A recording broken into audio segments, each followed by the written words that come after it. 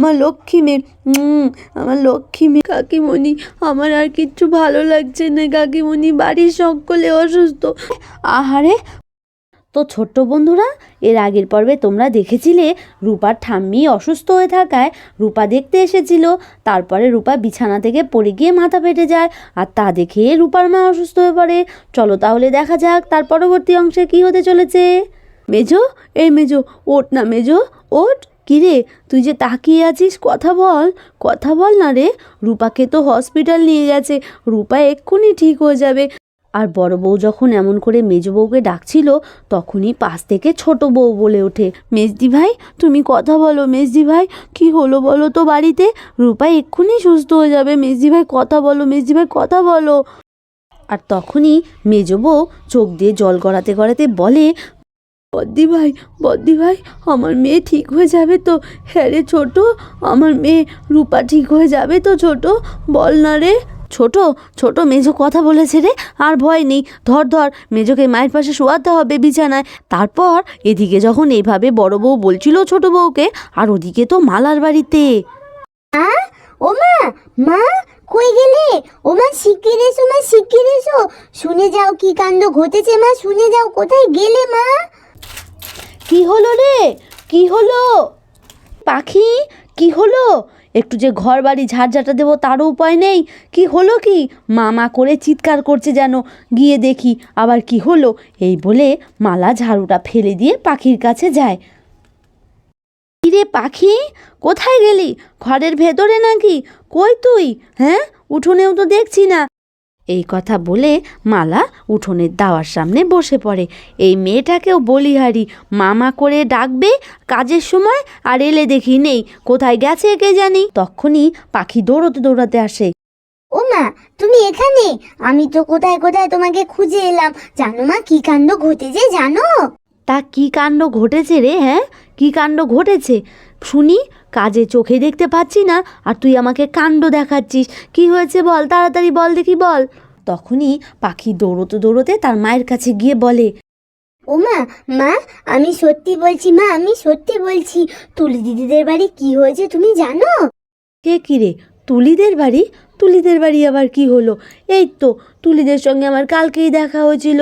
কই যেন যাচ্ছিল তোর ঠাম্মি।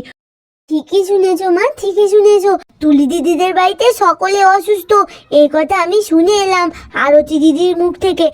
এই কথা শুনে পাখির মা পাখিকে বলে, থাম পাখি, থাম, কাউকে নিয়ে এমন করে মিথ্যে বলতে নেই মা। কালকেই আমি ঠাম্মির সঙ্গে কথা বলেছি, ওরা ভালো আছে। কাকিমণি, কাকিমণি, কাকিমণি। কি তুলি, কি হলো? কি হয়েছে তুলি? তুই হাঁপাচ্ছিস কেন এভাবে? আয় তুলি, আয়, বস বস। কি হয়েছে তুলি? যা তো পাখি, তুই নিচে গিয়ে খেল যা। তখনই তুলি গিয়ে বলে, কাকিমণি সর্বনাশ হয়ে গেছে কাকিমণি, সর্বনাশ হয়ে গেছে কাকিমণি, সর্বনাশ হয়ে গেছে। হয়েছে তুলি? চুপ করে না থেকে বল কি হয়েছে। কিরে তুলি, কি হয়েছে? থেমে গেলি কেন? বল কি হয়েছে। আর তখনই তুলি কাঁদতে কাঁদতে বলে, কাকিমণি বাড়ির সকলে অসুস্থ, বাড়িতে কোনো ছেলে মানুষ নেই, তুমি তাড়াতাড়ি চলো কাকিমণি, আমি আর দেখতে পাচ্ছি না বাড়ির সবাইকে এরকম অবস্থায়। এমন করে বলতে বলতে তুলি মালার কোলে মাথা দিয়ে কাঁদতে থাকে। কাকিমণি, আমার আর কিচ্ছু ভালো লাগছে না কাকিমণি, বাড়ির সকলে অসুস্থ, তুমি তাড়াতাড়ি চলো কাকিমণি, তুমি তাড়াতাড়ি চলো। তখনই মালা ভাবতে থাকে, তার মানে পাখি সব সত্যি কথা বলছিল। চল তুলি, এক্ষুনি তোদের বাড়ি যেতে হবে। কাঁদে না তুলি, কাঁদে না, আমি এগোচ্ছি, তুমি তাড়াতাড়ি এসো কাকিমণি, দেরি করো না। তারপর মালা উঠে দৌড়তে দৌড়তে তুলিদের বাড়িতে যায়। পর মালা তুলিদের বাড়ি দৌড়তে দৌড়তে গিয়ে দেখে ছোট বউ রিঙ্কির মাথায় তেল ঠেসে দিচ্ছে, আর এদিকে তুলি পায়ে তেল মালিশ করে দিচ্ছে। তখনই তা দেখে মালা বলে, এ কি টিনা, এ তো দেখছি মাসিমারও শরীরটা বেশ খারাপ। মাসিমা, মাসিমা আমি এসে গেছি মাসিমা। রিঙ্কিদি, মালাদি তুমি এসে গেছো? জানো আমার রূপার মাথা ফেটে কি হয়েছে? শান্ত হও রিঙ্কিদি, শান্ত হও, আমি সব শুনেছি, আমি সব শুনেছি, এক্ষুনি চলে আসবে রূপা। তুলিমা, তুলিমা তুই ওঠ মা, আমি পায়ে তেল মালিশ করে দিচ্ছি, ওঠ দেখি ওঠ। তখনই মালা তুলিকে এমন করে বলছিল, ঠিক তখনই রূপাকে হসপিটাল থেকে তার মেজো কাকু নিয়ে আসে। বড় বৌদি দেখো কে এসেছে। রূপাকে নিয়ে এসেছে।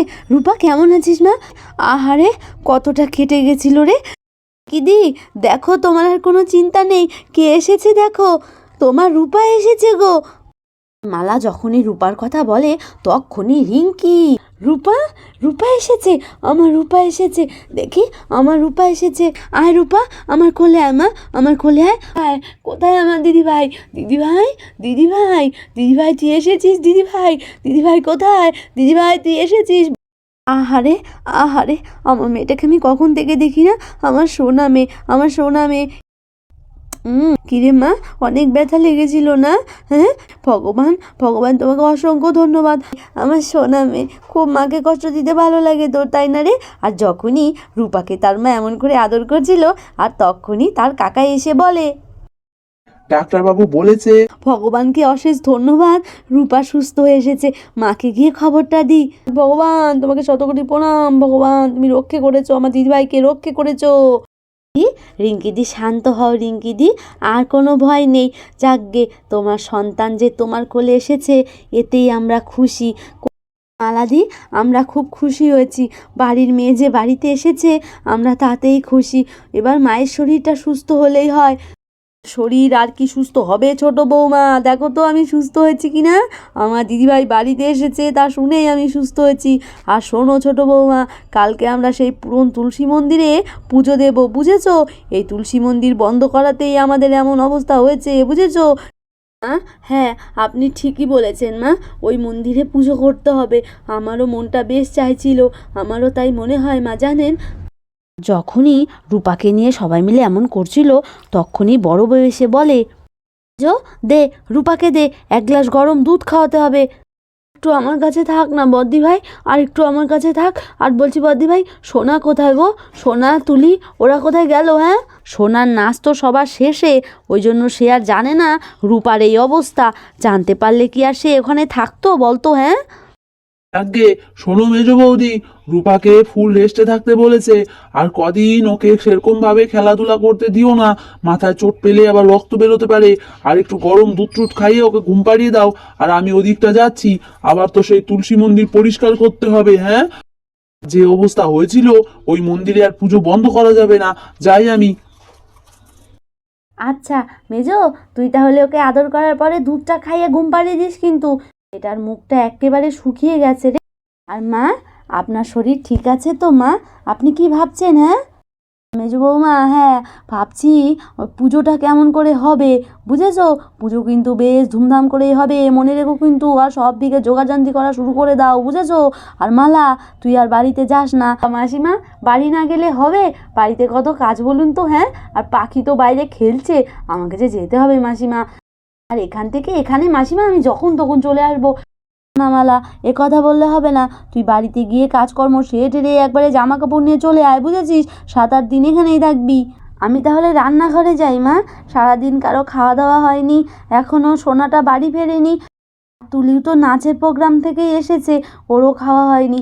ছোট, তুই চলে আয় বোন, আমার সঙ্গে রান্নাঘরে আয়। বদ্দি ভাই আসছি, চলো চলো চলো। তোকে এক গিলাস দুধ খাইয়ে ঘুম পাড়িয়ে দিই, আমার সোনা মা। আমি তো পুরো ভয় পেয়ে গেছিলাম রে তোকে নিয়ে, কতটা রক্ত বেরিয়েছে। হ্যাঁ, আর কখনো এমন করে নামবি না তো? কিরে, বড়দের কথা শুনবি তো? আর বিছানা থেকে কখনো লাফিয়ে নামবি না? আর নামবো না মা, আর নামবো না, কখনো নামবো না।